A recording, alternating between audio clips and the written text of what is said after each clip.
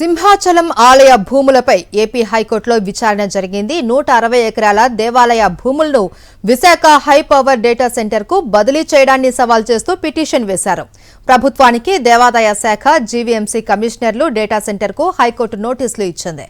పూర్తి వివరాలతో కౌంటర్ దాఖలు చేయాలి అని ఆదేశించింది.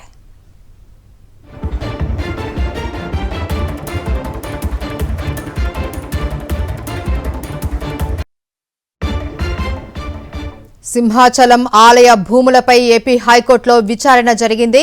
160 ఎకరాల దేవాలయ భూములను విశాఖ హై పవర్ డేటా సెంటర్కు బదిలీ చేయడాన్ని సవాల్ చేస్తూ పిటిషన్ వేశారు.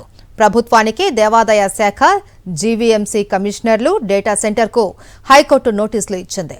పూర్తి వివరాలతో కౌంటర్ దాఖలు చేయాలి అని ఆదేశించింది.